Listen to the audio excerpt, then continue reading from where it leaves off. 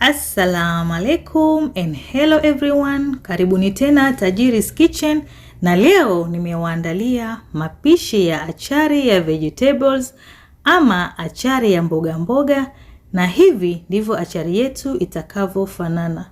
Kama wewe ni mgeni katika channel yangu hii, usisahau kusubscribe, like, comment na pia kushare kwa upendao. Na baada ya kusubscribe, bonyeza hiyo kengele ili usipitwe na video zangu zinazokuja kila wiki. Pia usisahau kunifollow katika social media zangu, Facebook, Instagram, TikTok, kote natumia Tajiri's Kitchen. Karibuni sana Tajiri's Kitchen.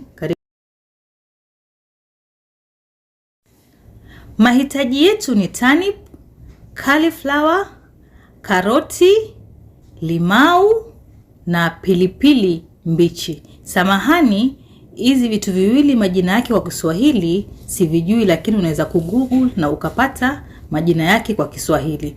Utaviosha vizuri alafu utavikatakata kama hii shepu niliyokatakata hapa, okay?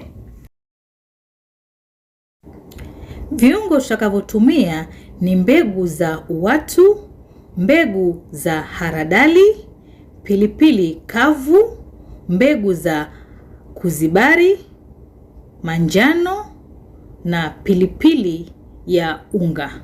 Kwa hivyo hivi vyote tutavisaga vizuri kabisa. Katika kikaango chako utaweka mafuta ya kutosha, kitunguu saumu pamoja na tangawizi mbichi.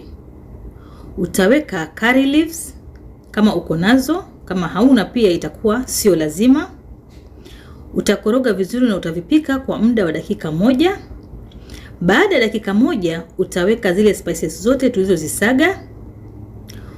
Utazikoroga vizuri na utaziacha zipikike kwa muda wa dakika 1 hadi 2. Na pia utaweka chumvi kiasi chako, na si kuwapa vipimo kwa sababu itategemea na kiasi utakachotumia wewe mwenyewe.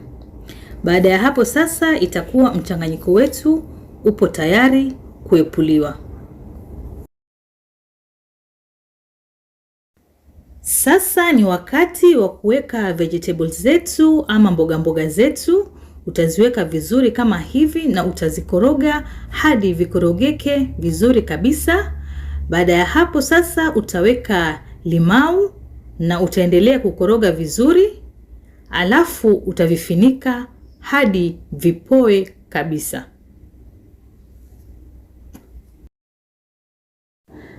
Baada ya masaa 2 achari yangu imepoa vizuri kabisa, na pia kidogo utaipata imelainika kidogo.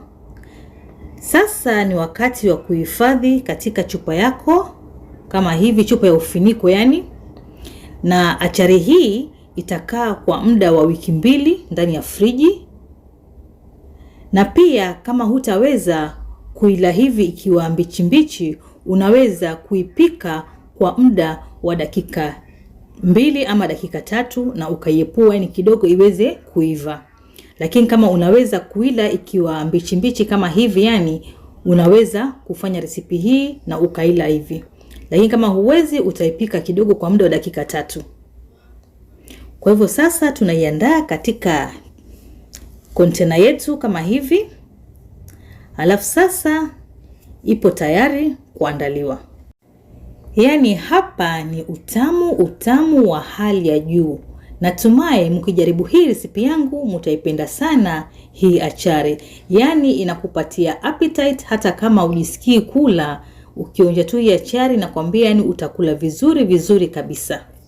Na mpaka hapa ndio mwisho wa video yangu kwa siku ya leo.